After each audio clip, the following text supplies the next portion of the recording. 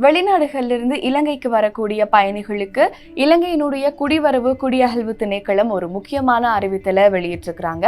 இன்றிலிருந்து இந்த நடைமுறையானது கடைபிடிக்கப்பட இருக்கிறது அப்படின்னு சொல்லியிருக்கிறாங்க. அது என்ன நடைமுறை அப்படின்னு கேட்டீங்கன்னா, இடிஏ என்று சொல்லப்படக்கூடிய மின்னணு பயண அனுமதி பத்திரத்தை இலங்கையினுடைய குடிவரவு குடியகல்வு திணைக்களம் வெளியிட்டிருக்கிறாங்க. இந்த மின்னணு அனுமதி பத்திரம் இல்லாம இனிமே நீங்க நாட்டுக்குள்ள பிரவேசிக்க முடியாது அப்படிங்கிற மாதிரியும் சொல்லியிருக்கிறாங்க.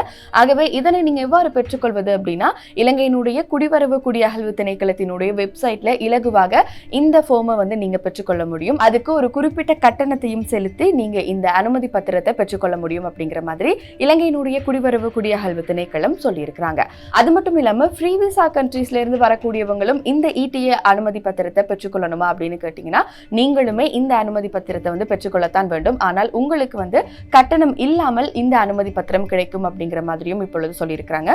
ஃப்ரீ விசா கண்ட்ரீஸ்னா நம்மளுடைய இந்தியா, சிங்கப்பூர், மலேசியா, தாய்லாந்து, அது மாதிரி ரஷ்யா, சுவிட்சர்லாந்து போன்ற ஒரு சில கண்ட்ரீஸ் இருக்கு. இந்த கண்ட்ரீஸ்ல இருந்து வரக்கூடிய பயணிகளுக்கு இடிஏ பத்திரம் தேவைதான். ஆனா நீங்க கட்டணம் இல்லாமல் இந்த இடிஏ பத்திரத்தை பெற்றுக்கொள்ள முடியும். ஆகவே குடிவரவு குடியகல்வு திணைக்களம் இன்றிலிருந்து இந்த நடைமுறையை ரொம்பவே கடுமையாக கடைபிடிக்க போறதாகவும் சொல்லியிருக்கிறாங்க. ஆகவே வெளிநாடுகள்ல இருந்து நீங்க வாரீங்க அப்படின்னா நிச்சயமா இடிஏ பத்திரத்தை மறந்துடாதீங்க.